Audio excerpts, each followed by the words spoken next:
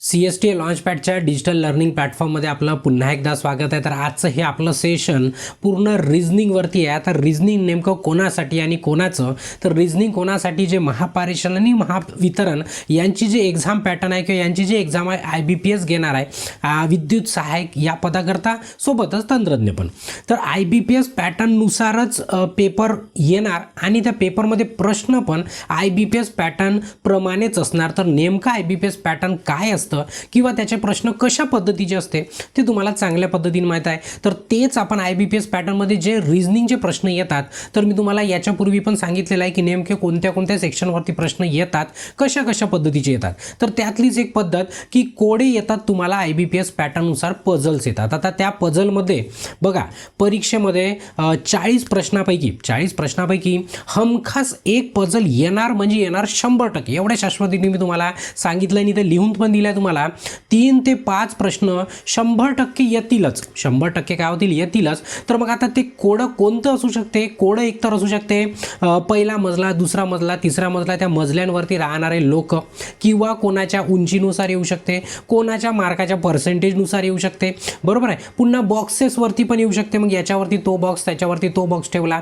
मग ते रंगारंगाचा बॉक्स असू शकते, रंगारंगाची बिल्डिंग असू शकते, कोण वरती गेलं, कोण खालती गेलं, कोणाचा जन्म कोण्या दिवशी झाला, एक रविवारी जन्मला, एक बुधवारी जन्मला, कोड्यामध्ये दिलेलं असतं. सोबतच कोण कोणत्या महिन्यामध्ये जन्मलं असंही विचारलं जाऊ शकते. किंवा एखादा जण पिक्चर पाहायला गेला, एक जानेवारी महिन्यात गेला, एक डिसेंबर महिन्यात गेला, एक नोव्हेंबर महिन्यात गेला, असं पण होतं. कोणी दुकानामध्ये काहीतरी घ्यायला गेलं तर एक सोमवारी गेला, एक बुधवारी गेला, मंगळवारी गेला, अशा पद्धतीचं कोणतीही पझल आपल्याला मिळू शकते. आणि कमीत कमी एक तर कंपल्सरी आहे. म्हणजे समजा 3, एक तर बघा त्या पझलमध्ये ते ग्रुपमध्ये असते, पझल ग्रुपमध्ये असते, तुम्हाला मिनिमम 3 ते 5 प्रश्न राहणार म्हणजे पझल आली असं नाही समजायचं की ते पझलवरती एकच प्रश्न आहे. नाही, पझलवरती तुम्हाला कमीत कमी 3 ते 5 प्रश्न 100% दिसतील. आणि जर का 2 पझल तुमच्या तावडीत सापडल्या तर 100% समजून घ्या तुमचे 6 ते 10 प्रश्न बिलकुल आपल्या तावडीमध्ये आहे. म्हणजे त्याला सुटू द्यायचेच नाही आहे आणि सुटणारच नाही. आणि मी जर सांगितलं तुम्हाला तर 100% जर मी सांगेल त्या मेथडने जर तुम्ही सॉल्व केलं तर कोणतीही पझल तुम्ही सहज पद्धतीने सॉल्व करू शकता, कुठली असो IBPS पॅटर्नची. फक्त IBPS पॅटर्नवरती आपण डिस्कशन करताय, कारण की बाकीच्या पझल सोप्या असतात, IBPSच्या थोड्याशा डिफिकल्ट असतात असं म्हणणं आहे लोकांचं. पण माझं असं म्हणणं आहे की सर्व काय असतं, सारखंच असतं. पण कठीण कधी असतं, एकदा आपल्याला कोणती गोष्ट समजली की ती काय असते, सोपी असते. आणि नाही समजलं तर 1 आणि 1 2 आहे, हेही काय कठीण आहे. कारण की तुम्ही छोट्या बच्चांना विचारा की 1 आणि 1 2 किती होते, म्हणजे 1 आणि 1 किती होता, तर ते 2 पण तुम्हाला सांगू शकतात, कारण त्यांना येत नाही ना. मग ते काय झालं, त्यांच्यासाठी कठीण झालं. पण तुम्हाला जर विचारलं मी 1 आणि 1 किती रे मित्रांनो, तर तुम्ही असे डोळे लावून किंवा झोपेमध्ये विचारलं तरी सांगू शकता. मग तुमच्यासाठी ते काय झालं, सोपं झालं. तर सोपं कठीण कशावरून ठरलं आपण, आपल्याला आलं की ते सोपं, नाही आलं की ते काय झालं, कठीण. आणि ते कधी येणार, जेव्हा तुम्ही वारंवार प्रॅक्टिस करणार. आता तुम्हाला एक मार्गदर्शक पकडायचा आणि तो सांगते तसं ऐकणं, ते कोणाचं काम आहे, तुमचं काम आहे. ठीक आहे. आजच्या आपण याच्यामध्ये काय करू की आपण पझल बघू. ती पझल वेगळ्या टाईपमध्ये येऊ शकतात. आज नेमकी आपण पझल कोणती बघू, तर आज काय करू, एक मजला असणार, त्या मजल्यामध्ये वेगळे व्यक्ती राहणार. आता ते मजले पझलमध्ये 6 मजली राहू शकते, आणि थोडीशी कठीण झाली तर 7ही राहू शकते, थोडीशी पुन्हा कठीण झाली तर 8ही राहू शकते. तर आपण काय करू, आजचा जो प्रश्न घेतला आपण थोडासा कठीणच घेण्याचा प्रयत्न केला, म्हणजे जवळपास 8 व्यक्ती आहे, 8 मजल्यावरती आहे असं. आता समोरचं सेशन बघण्याच्या अगोदरच पहिले तुम्हाला एक इन्स्ट्रक्शन मी देऊन देतो, जे ॲक्च्युली नेहमी देत असतो, पुन्हा एकदा तुम्हाला देऊन देतो की तुमचं कॉन्सन्ट्रेशन आता 1 सेकंदासाठी पण तुम्हाला दूर घालवता येणार नाही. कारण तुम्ही जर का 1 सेकंदासाठी जरी तुमचं मन डायवर्ट झालं किंवा तुमची नजर जर हटली, मी काय सांगत आहे, तर तुम्हाला पुन्हा सुरुवातीपासून बघावं लागेल, तुम्हाला ते समजणार नाही प्रश्न. म्हणजे कसं ते म्हणते ना, रोडनी चालताना नजर हटी तो दुर्घटना घटी, तशातलंच काम. नजर का हटली थोडीशी, म्हणजे मी शिकवत असताना, तर काय होईल की तुम्हाला ते लक्षात येणार नाही की नेमकं काय चाललं. मग तुम्हीच म्हणाला अरे काय सर सांगितलं मला समजलंच नाही, कसं समजणार, तुझं लक्षच नाही ना, मग मला असं म्हणावं लागेल, बरोबर आहे. तर तुम्ही कॉन्सन्ट्रेशनने बिलकुल लक्ष द्या, 100% समजते आणि 100% बिलकुल काय अगदी सोपं आहे. मग तुम्हाला सांगतो की प्रॅक्टिस पण कशी करायची आणि कुठनं करायची, मी काय प्रोव्हिजन तुमच्यासाठी ठेवलं आहे तेही तुम्हाला मी समजावून सांगतो. ठीक आहे. आता बघा, आता आपण पझल सुरू करू. आता आता मी सांगतो त्या मेथडने सॉल्व करायची. मजलची पझल आहे. आता इथे तुम्हाला प्रश्न पूर्ण इंग्लिश आणि मराठी दोन्ही पेपरमध्ये पण तुम्हाला दोन्ही भाषा असणार. तर आता जर हे प्रश्न जर मी असेच ठेवले तर मी लिहिणार कुठे आणि तुम्हाला समजवणार कुठे? मला एक तर डिस्प्लेच्या तुमच्या बाहेर जावं लागणार तेव्हा मी समजवू शकेल. तर मी काय करतो, इंग्रजीला हटवून मी फक्त तुम्हाला मराठीची इथे तुम्हाला पझल ठेवतो. पुन्हा आता पझल म्हणजे सांगण्याच्या पूर्वी की नेमकं कसं सॉल्व करायचं पुन्हा एक थोडंसं इन्स्ट्रक्शन देऊन देतो. बघा, मी तुम्हाला म्हटलं की 100% येणार म्हणजे येणारच. काय सांगितलं मी? 100% येणारच म्हणजे येणार. आता एखाद्याच्या मनात असा जर प्रश्न पडला की सर काय प्रश्न हाच येणार, तर मी म्हणेल की तुम्ही मूर्ख आहे. मी म्हणेल की तुम्ही मूर्ख आहे आणि तुम्ही माझ्याशी पहिल्यांदा जुळले असं मी आज समजून चालेल. कारण मी नेहमी सांगतो की कोणताच प्रश्न तुम्हाला जशाच तसा नाही, पण त्याच्यासारखा प्रश्न तुम्हाला 100%. आता काय होईल, मजल्यामध्ये तुमचे नावं चेंज होतील, मजल्यामध्ये तुमच्या कोड चेंज होतील थोडंसं, पण काय मग 6चा मजला येऊ शकते, 7चा मजला येऊ शकते, 8चा मजला आपण घेत आहोत, 9चा मजला येऊ शकते. तर मग याचा अर्थ असा का की मग तो प्रश्न नाही आला? तसं नाही. प्रश्न आला, मजल्याचा आला किंवा कोडा आला म्हणजे 100% आला. ठीक आहे, असं त्याचा अर्थ होते. तुम्हाला जास्तीत जास्त बघा, आता मला सांगत असताना शिकवत असताना कोणी, मी नाही कोणी असो, आता ॲक्च्युली याला सोडवायला आहे ना हार्डली 2.5 मिनिट लागू शकते. हार्डली किती मिनिट लागू शकते? 2.5. तेवढा पण नाही लागत. आली वेळ तर 2 मिनिटामध्ये सॉल्व करणारे आहे ना, होते पण सॉल्व अगदी सोपं असतं. पण आता मला शिकवताना त्याच्यापेक्षा 10 पट वेळ लागू शकते. किती वेळ? 10 पट. कारण की मी तुम्हाला समजून सांगत आहे. समजून सांगायला का लागतं? वेळ लागतं. कारण की तुम्हाला एक एक गोष्ट पटवून द्यावं लागतं. तरी होते तेवढ्या कमी शब्दामध्ये कमी वेळामध्ये मी जास्तीत जास्त आउटपुट काढणं ही आपली पद्धत आहे. तर त्याच पद्धतीवरती आपलं हे आजचं सेशन पण असणार. ठीक आहे, तर मी आता पझलला सुरुवात करतो. बरोबर कॉन्सन्ट्रेशननी इकडे तिकडे नजर तुमची जाऊ देऊ नका. ठीक आहे, आता बघा सुरू करताय मी. बघा, पहिली मेथड की आता सॉल्व करताना काय करायचं ते तुम्हाला सांगतो. एक एक बरोबर एक एक पॉईंट तुम्ही कॉन्सन्ट्रेशन आहे का की पझल सॉल्व करायच्या वेगवेगळ्या पद्धती आहे. तुम्ही बघितल्या असणार, तुम्ही कोणाकडनं शिकले असणार. पण सोपी पद्धत आहे ब्लॉकनी सॉल्व करायचं. कसं सॉल्व करायचं? ब्लॉकनी, आणि तिथे पॉसिबिलिटी घेऊन सॉल्व करायची. जसं मी जर म्हटलं की मी मामाच्या गावाला चाललो, आता माझ्याकडे 3-4 मामा असणार, मामा ए, मामा बी, मामा सी. तर तुम्हाला काय माहीत कोणत्या मामाच्या गावाला चाललो? नाहीच माहीत ना. तर मग तशा वेळेस 3 पॉसिबिलिटी बनवायच्या की सर मामाच्या गावाला ए मामाच्या गावाला जाऊ शकते, सर बी मामाच्या गावाला जाऊ शकते, सर सीच्या मामाच्या गावाला जाऊ शकते, असंही होऊ शकते. तर मग 3ही पॉसिबिलिटी घेऊन चालायचं.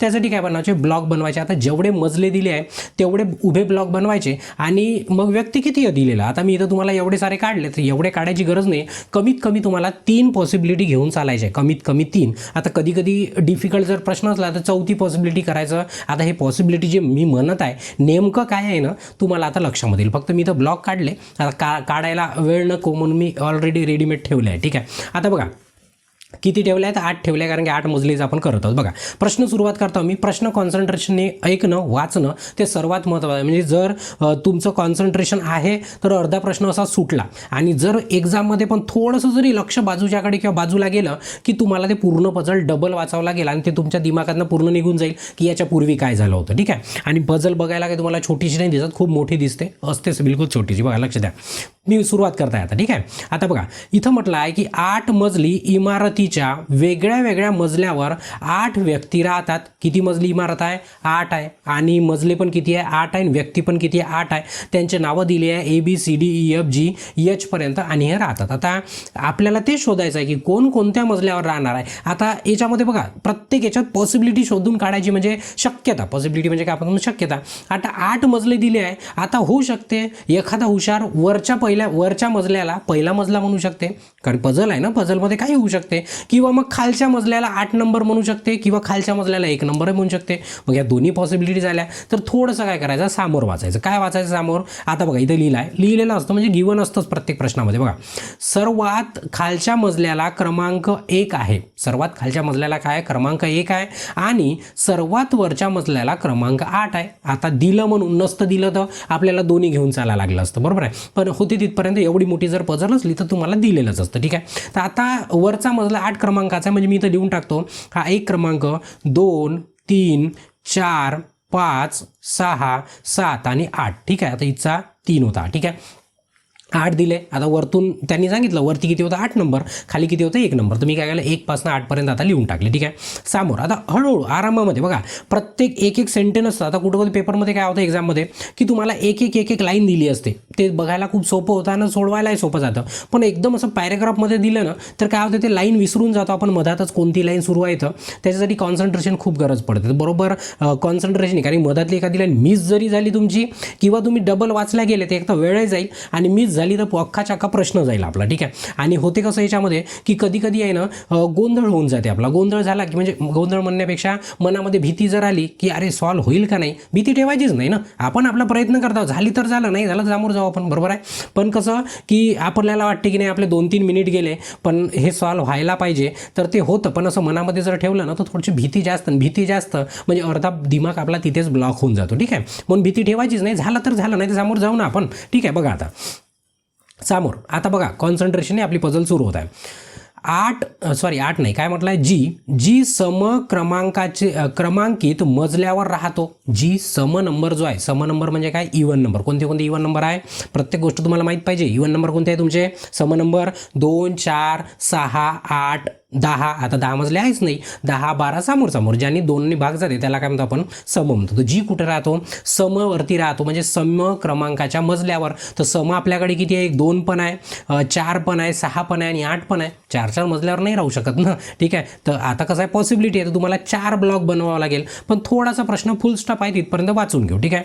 मजल्यावर राहतो परंतु, अजून संपला नाही आहे सेंटेन्स, अजून चालू आहे. ठीक आहे. परंतु दुसऱ्या मजल्यावर आणि 6व्या मजल्यावर नाही. ठीक आहे. तो राहतो समवर. पटलं मला.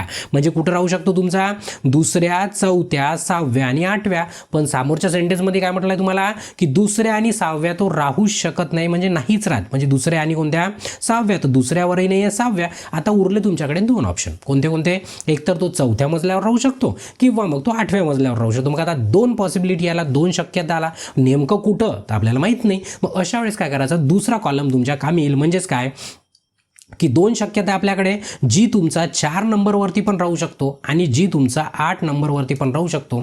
म्हणजेच काय झालं, 2 कॉलम आपण वापरले. इथपर्यंत पटलं तुम्हाला. समोर आता ठीक आहे. मग आता मग हे मायनस हे कापून टाकू आपण. ठीक आहे. झालं एवढं, एक सॉल्व्ह झालं. कचरा ठेवायचा नाही, त्याला मिटवून टाकायचा. ठीक आहे. झालं. समोर बघा आता 2 व्यक्ती जी आणि ए मध्ये राहते. आता त्यांनी म्हटलं आहे की 2 व्यक्ती जी आणि ए मध्ये, म्हणजे बघा जी आणि एच्या मध्ये 2 व्यक्ती आहे. पण आता आपल्याला फुलस्टॉप आला, इथं फुलस्टॉप आला. आता आपल्याला त्यांनी सांगितलं की जी आणि एच्या मध्ये 2 व्यक्ती राहणार, पण आपल्याला हे नाही सांगितलं की जी वरती आहे की ए खालती आहे की ए वरती आहे की जी खालती आहे, असं काहीच नाही. फक्त एवढं सांगितलं की तुमच्या आणि माझ्या मनामध्ये 2 आहे, पण नेमका मी वरच्या मजल्यावर का तुम्ही वरच्या मजल्यावर आहे स्पष्टच नाही आहे सेंटेन्समध्ये. आणि समोरचं वाचलं तर वरचं विसरून जाऊ आपण. तर बरोबर एक सेंटेन्स आपण क्लिअर करायचं. त्याच्यासाठीच आपण पॉसिबिलिटी घेतली. काय पॉसिबिलिटी की त्यांनी सांगितलं जी आणि एच्या मधामध्ये दोघ जण राहणार, 2 व्यक्ती राहणार. तर आता पहिल्या याच्यामध्ये जर बघितलं तर हा जो पहिला कॉलम आहे आपला, या कॉलममध्ये जर आपण चेक केलं तर इथे 2 शक्यता आहे. फक्त दोघांच्या मधात 2 गॅप. म्हणजे काय, एक व्यक्ती इथे, एक व्यक्ती येते आणि ए इथे पण राहू शकते. पुन्हा दुसरी पॉसिबिलिटी काय, एक व्यक्ती येते आणि ए इथे पण राहू शकते. दोन्ही शक्यता आहे ना. पण दोन्ही ए जर एकातच लिहाल तर तुम्हाला समजणार नाही, तुमची गडबड होईल. अशा वेळेस काय करायचं, एक शक्यता दुसरीकडे लिहायची. म्हणजेच काय, जी इथं घेतलाय, जी होता तिथेच लिहिला.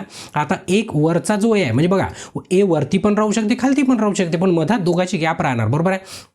मी पहिल्यांदा खालती घेतला, तुम्ही पहिले वरती घेऊ शकता. कसंही केलं तरी एकतर जीच्या 2 डब्बे सोडून खाली असणार किंवा जीच्या 2 डब्बे सोडून काय असणार, वरती असणार. कुठं आहेत आपल्याला माहीतच नाही ना अजून. आता जे मधातली पॉसिबिलिटी होती, मधातली म्हणजे जी ही पॉसिबिलिटी आपली, याच्यामध्ये तर वरची तर शक्यता आहेच नाही, पण खालची शक्यता आहे. 2 डब्बे सोडून तुमचा काय राहू शकते, ए राहू शकते. अगदी सोप्या पद्धतीने. म्हणजे आता किती झाल्या, 2 पॉसिबिलिटीच्या 3 झाल्या, म्हणजेच 2 शक्यताच्या 3 झाल्या. ठीक आहे. आता तुम्हाला वाटू शकते की सर मोठं होत चाललं, मोठं नाही होते, आता हळूहळू लहान होत जाते. अर्धी पझल झाली की ते डब्बे आपोआप काय होत जाते, कमी होत जाते. कसे तर तुमच्या लक्षात येईल. इथपर्यंत पटलं. समोर आता समोर काय म्हणताय, जी एच्या मजल्याच्या वर राहतो. कोण, जी कुठं राहतो, एच्या वर राहतो. म्हणजे त्यांचा बघा हे सॉल्व्ह झालं की मिटवून ठेवायचंच नाही. तर ठीक आहे. इथं स्पष्टपणे लिहिलं आहे की जी काय राहतो, एच्या वरच्या मजल्यावर राहतो. जी कुठे राहतो, एच्या वरच्या मजल्यावर जी राहतो.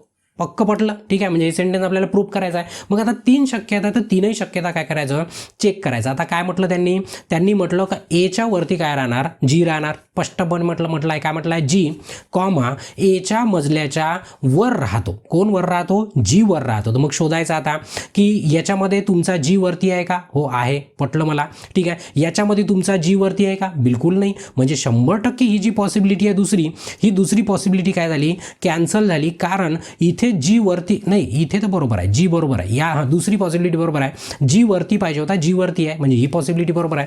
तिसऱ्या डब्यामध्ये चेक करू, जी वरती आहे का, बिलकुल जी वरती नाही, जी तर खाली गेला, ठीक आहे. म्हणजे सांगितल्याप्रमाणे नाही आहे, म्हणजे हे काय होते, एक पॉसिबिलिटी कॅन्सल होते. अशी एक कॅन्सल होत जाईल आता, म्हणजे एक कॅन्सल होऊन आखरीला तुम्हाला एक शिल्लक राहील, ठीक आहे. आता कधी कधी 2 शिल्लक असतात, मग तेव्हा काय करायचं तेही तुम्हाला सांगतो मी, ठीक आहे. एवढं पटलं की एच्या वरती कोण होता, जी होता. मग चेक केले आपण तिघांना की तिघांपैकी कोणतं बरोबर आहे, तर 2च शक्यता बरोबर आहे, तिसरी शक्यता काय झाली, कटून गेली, ठीक आहे. समोर आता समोर काय होईल बघा, डी हा ईच्या मजल्याच्या वर राहतो, ठीक आहे. मी आता याला मिटवून टाकतो, ज्याचं काम झालं त्याला खोडून टाकायचं तुम्ही. आता तुमच्या ज्यावर इराज गायब नाही होणार, पण तुम्ही मिटवून टाकायचं, म्हणजे पुन्हा त्याच्याकडे नजर नाही गेली पाहिजे. बघा काय म्हणतं समोर, डी हा ईच्या वरच्या मजल्यावर आहे. डी हा तुमचा कुठे आहे, डी हा ईच्या वरच्या मजल्यावर आहे. पटलं, ईच्या वरती कोण आहे, डी आहे म्हणताय. पण अजून हे नाही सांगितलं की नेमकं वरती किती गॅप आहे, मधात किती व्यक्ती आहे, का लगेच वरती आहे, असं काही सांगितलं नाही. मग अशा वेळेस काय करायचं, त्याला बाहेर काढायचं. मी इकडे बाजूला लिहितो वाटल्यास, ठीक आहे. ईच्या वर कोण आहे म्हटलं आपल्याला, डी आहे. पटलं, समोर जाणे वाचू पुन्हा. आणि सीच्या मजल्याच्या खाली राहतो. कोण मजल्याच्या खाली राहतो, हे बोललाय सेंटेन्स डी बद्दल. कोणाबद्दल, डी बद्दल. म्हणजे डी ईच्या तर वर आहे, पण सीच्या काय तो खाली आहे, ठीक आहे. पण असं नाही सांगितलं की किती लोक मधामध्ये गॅप आहे किंवा लगेच खालतीवरती, असं काहीच सांगितलं नाही. तर याला काय ठेवलं मी, बाजूला काढून ठेवून दिलं, ठीक आहे. कारण तुम्ही इथून अंदाजच नाही लावू शकत की त्याला नेमकी गॅप किती आहे मधामध्ये, कुठे बसू शकतात. अशा वेळेस काय करायचं, अशाला बाजूला काढून ठेवून द्यायचं. आणि बरोबर लक्षात ठेवायचं की नाही, हे आपलं पेंडिंग आहे, त्याला ब्लॉक करून ठेवून द्यायचं. कारण याला वापरायचं आहे आपल्याला पुन्हा समोर. कारण की आता काही शक्यताच नाही आहे ना, तुम्ही कुठेही ठेवून बघाल तरी आपल्याला त्याच्या मधातली जर गॅप दिली असते तर आपण सहज केलं असतं, पण गॅप दिली नाही आहे. तर याचं उत्तर आपल्याला समोर मिळू शकते. समोर बघा, 3 व्यक्ती ए आणि बी मध्ये राहतात. म्हणजे इथं तुम्हाला सांगितलं ए आणि बीच्या मध्ये किती व्यक्ती आहे, 3 व्यक्ती आहे. पुन्हा तेच कंडिशन झाली जशी सुरुवातीला दिली होती. हो, ए आणि बीच्या मधात 3 व्यक्ती आहे, पण ए वरती आहे का बी वरती आहे ते आपल्याला माहीतच नाही. मग माहीतच नाही तर मग ठेवायचं कसं, तर मग काय करायचं, याला पण काय ठेवलं मी, असंच ठेवलं. आणि एक वेळा आपल्या पॉसिबिलिटीमध्ये पाहून घ्यायचं. आता 3 जण असले तर लावणं जुगाड शक्यच नाही आहे, पण 2 असले तर मे बी जुगाड कधी कधी काम करते, कारण की आपल्याकडे 2च पॉसिबिलिटी शिल्लक आहे ना. आता आपण विचार करून बघू की ए आणि बीच्या मधात 3 गॅप कुठं कुठं राहू शकतात. बघा आता इथं जर विचार केला, म्हणजे जर पहिल्या पॉसिबिलिटीचा जर मी विचार केला तर त्याच्यामध्ये बघा, हा तुमचा ए आहे, ए आणि बीच्या मधात 3 जण. आता एच्या तर खाली तर जाणार नाही जमिनीमध्ये कोणी, तुम्हाला वरतच जावं लागेल, कारण की हा ए कुठं आला, पहिल्या मजल्यावर आला.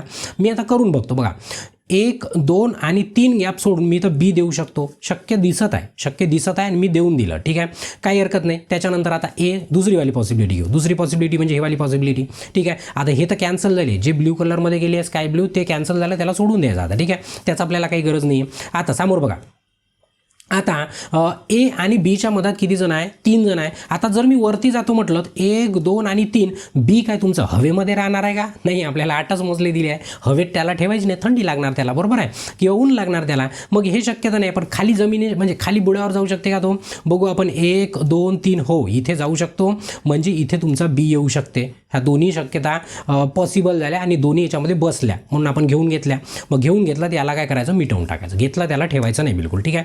समोर आता समोर काय म्हणताय, बी हे जीच्या वर लगेच राहते. बिलकुल आता 100% क्लिअर करून दिलं. काय क्लिअर करून दिलं की बी हा जीच्या लगेच वर आहे, गॅप वगैरे नाही, लगेच म्हणजे बिलकुल जी आला त्याच्यावरती तुमचा बी आला. तर दोन्ही पॉसिबिलिटी चेक करायची. दोन्ही पॉसिबिलिटीपैकी जर तुम्ही बघितलं, जीच्या वर बी आला आणि या पॉसिबिलिटीमध्ये काय झालं, जी वरती गेला आणि बी खाली गेला, म्हणजे 100% तुम्ही काय म्हणू शकता याला पण आता या केसमध्ये की बी जी वरती गेला आणि बी खालती आला, ते दुसरी पॉसिबिलिटी काय झाली, कटून गेली आपली. म्हणजे आपल्याकडे काय उरली, एकच पॉसिबिलिटी उरली. म्हणजे आपलं न्यूमेरिकल काय होत चाललं, सोपं होत चाललं. काय होत चाललं, सोपं. म्हणजे त्यांनी जे सांगितलं की बीच्या म्हणजे बी हा जीच्या लगेच वर आहे, बिलकुल लगेच वर आहे. बघा ना तुम्ही याच्यामध्ये बिलकुल लगेच, म्हणजे हे काय आपण जबरदस्ती केला का, नाही, तो आपोआपच गेला. म्हणजे ही कंडिशन पण आपली सॉल्व्ह झाली. तर यालाही आपण काय करू आता, मिटवून टाकू. पटलं इथपर्यंत. समोर समोर काय म्हणताय, यफ समक्रमांकाच्या मजल्यावर राहतो. आता यफ काय, आता यफ उरला, यफ समक्रमांक. आता समक्रमांक किती बाकी आहे तुमच्याकडे जर तुम्ही बघाल तर तुमच्याकडे 2 पण आहे, 4 गेला, 6 पण आहे आणि 8 पण आहे. म्हणजेच काय, यफ तुमचा 2वरही राहू शकतो, 6वरही राहू शकतो आणि 8वरही राहू शकतो. 4वर का बरं नाही, कारण की ऑलरेडी जी राहत आहे, त्याच्या घरी तो राहू देणार नाही आणि तो जाणार पण नाही त्याच्या घरी, त्याला सेपरेट आपला मजला पाहिजे. म्हणजे ही कंडिशन पण मी कन्फर्म सांगू शकत नाही, त्याला पण मी काय केलं, बाजूला ब्लॉकमध्ये काढून ठेवून दिलं. ठीक आहे. समोर त्याच्यानंतर समोर काय म्हणताय, यफ हा बीच्या काय म्हणताय, यफ हा बीच्या मजल्यावर लगेच राहतो. पुन्हा क्लिअर करून दिलं. काय क्लिअर करून दिलं, की यफ हा बीच्या वर लगेच राहतो. यफ हा बीच्या वर लगेच राहतो. तर मग बघायचं बी कुठे आहे, बी तर 5वर आहे. तर खरंच समसंख्या कोणती आहे किंवा लगेच बरोबर आलं का पहिल्या सेंटेन्सनुसार, की यफ इथं येऊ शकते का, हो 6 नंबर तर होता आपल्याजवळ ऑप्शन. म्हणजे 100% ही कंडिशन तुमची सॅटिस्फाईड झाली आणि ही कंडिशन पण तुमची काय झाली, सॅटिस्फाईड झाली. म्हणजे अशा पद्धतीनं काय झालं, यफला पण त्याचं घर मिळालं. ठीक आहे. सो अजून आपली पझल संपलेली नाही, अजून आपली पझल बाकी आहे समोर. ठीक आहे.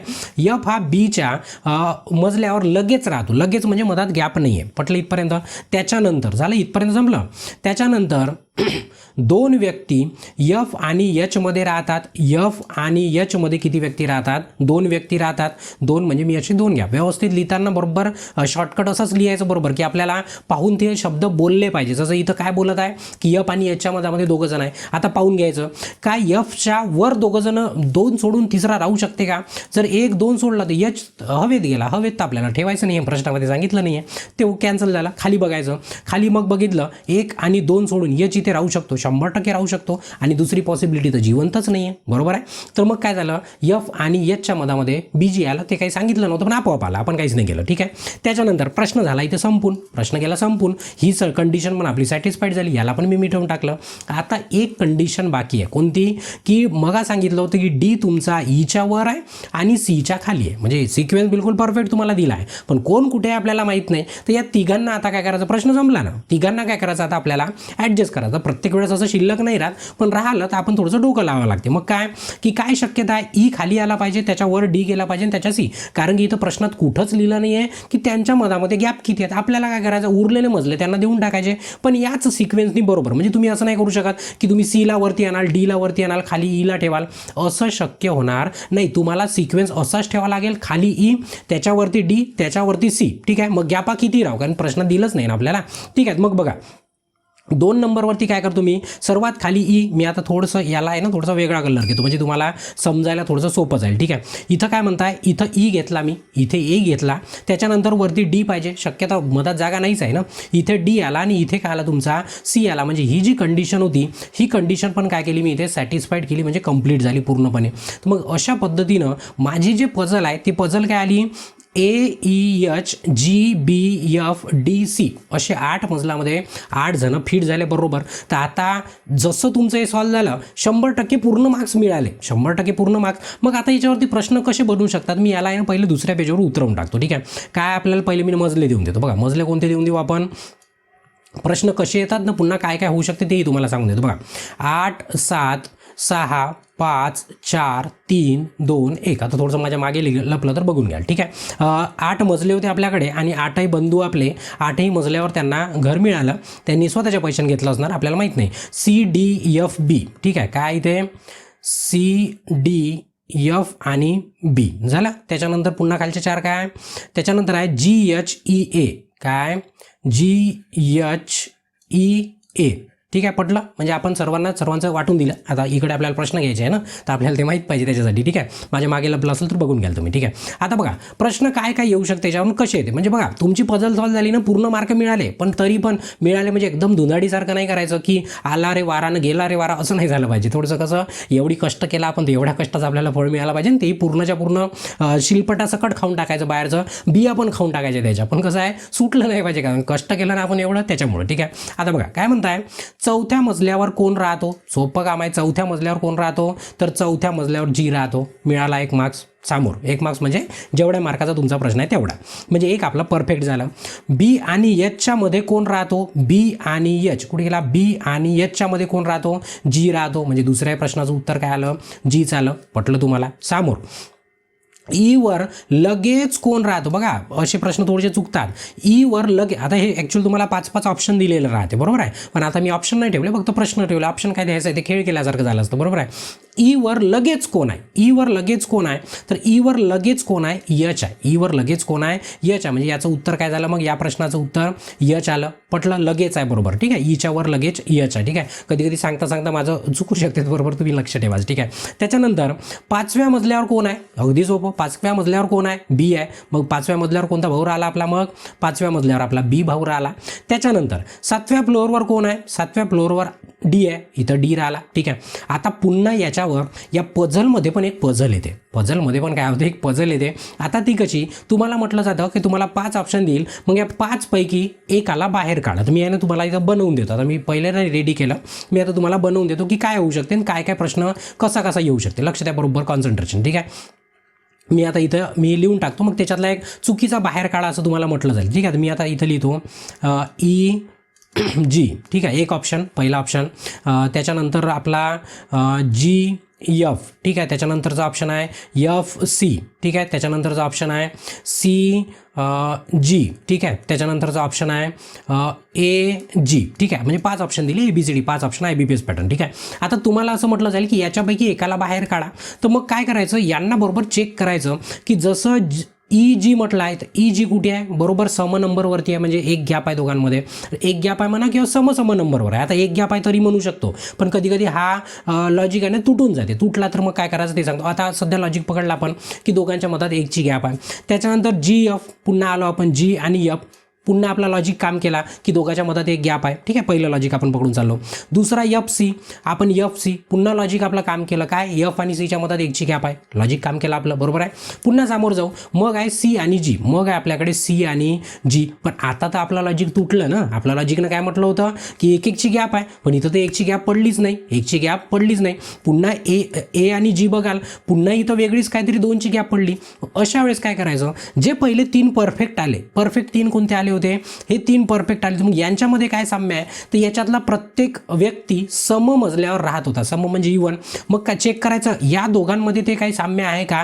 तुम्ही जर सी मध्ये बघाल तर सी पण सम नंबरवरती आहे आणि तुमचा जी पण काय झाला, सम नंबरवरतीच आहे, बरोबर आहे. जी पण कुठे आहे, सम नंबरवरतीच. म्हणजे तुमची हे 4ही काय झाले, सारखे झाले. कारण जी का बरं वेगळा, तर ए तुमचा कुठं आहे, ऑड नंबरवरती, म्हणजे विषम नंबरवरती आहे. मग अशा वेळेस तुम्हाला बरोबर सांगता येईल की तुमचा हा रॉंग आहे या 4 मध्ये. म्हणजे याला तुम्हाला काय करावं लागेल, बाहेर काढावं लागलं. तर हे तुम्हाला लॉजिक हे कसं आहे, थोडंसं कठीण लेवल जर झाली तर असे प्रश्न येतात, पण असे प्रश्न याच्यामध्ये इन्क्लूड होतात, अगदी सोपे असतात. आता हे तर झालं. आता कचरापट्टी अभ्यास नाही करायचा, कचरापट्टी अभ्यास नाही करायचा. बरोबर मी जे सांगितलं ना तेवढाच अभ्यास करायचा. काय करायचा की तुम्हाला पझल सॉल्व्ह करायचे, 100% येणार, अभिशास्वदी दिली आहे तुम्हाला. आता याची प्रॅक्टिस कुठून करायची, आता प्रॅक्टिस करण्याच्या बऱ्याचशा पद्धती. आता त्याच्यातली आता एक पद्धत म्हणजे तुम्हाला जिथनं करायचं आहे फक्त IBPS पॅटर्ननुसार करण्याचा प्रयत्न करा. आता आपल्या हाय व्होल्टेज टेस्टमध्ये रिझनिंगमध्ये जायचं. त्या रिझनिंगमध्ये पझल युनिट टेस्ट आहे. काय पझल युनिट टेस्ट आहे, स्पेशल पझल साठी युनिट टेस्ट आहे. तर ते कुठे आहे, तुमच्या हाय व्होल्टेज टेस्टमध्ये आहे, ठीक आहे. हाय व्होल्टेज टेस्टमध्ये तुम्हाला हाय व्होल्टेज टेस्टमध्ये गेलं की तुम्हाला बरोबर IBPS पॅटर्ननी याच्याहीपेक्षा छान पझल पूर्ण जेवढं तुम्हाला म्हणजे मला जेवढं द्यायचं आहे तेवढं तुम्हाला युनिट टेस्टमध्ये त्या पझलच्या मिळणार. तिथनं प्रॅक्टिस करा एकदम बेस्ट पद्धतीनं. जेवढं दिलं तेवढंच जर तुम्हाला आलं ना, तुम्हाला कोणताच म्हणजे मी जेवढं देतो तेवढं जर तुम्ही करू शकले तर तुम्हाला अशी एकही पझल राहणार नाही का जे तुम्ही सॉल्व्ह करू शकणार नाही. 100% प्रॅक्टिस करा, ऑथेंटिकेट. प्रयत्न केल्याशिवाय काहीच होणार नाही हे तुम्हाला चांगल्या पद्धतीने माहीत आहे आणि तुम्हाला नेहमी मी पटवून पण देत असतो. पुन्हा एकदा पटवून देतो की तुम्हाला प्रयत्न करावा लागेल आणि प्रयत्न करावं लागेल. त्याच्याशिवाय आपल्याकडे कोणताही मार्ग नाही, ठीक आहे. मग प्रॅक्टिस करा, छानपैकी प्रॅक्टिस करा. जेवढे प्रश्न आहे डोकं फुटेपर्यंत प्रॅक्टिस करा आणि मग सांगा की सर मला जमलंच नाही म्हणून, कारण की हे शक्यच नाही. मग मी पण असं म्हणेल, कारण तुमचं डोकं फुटलं तरी समजत नाही म्हणजे असं पॉसिबलच नाही होणार, ठीक आहे. जेवढा तुम्ही जास्त प्रयत्न कराल, जेवढे जास्त वेळा पडाल तेवढं तुमचं डोकं काय होत जाईल, एकदम मजबूत होत जाईल, ठीक आहे. तर इथे या सेशनला काय करतो मी, थांबवतो आणि ब्रेक घेतो. बाकीचं याच्या नंतर सेशनला काय करू आपण पुन्हा कंटिन्यू करतो. तोपर्यंत ब्रेक घेतो. धन्यवाद.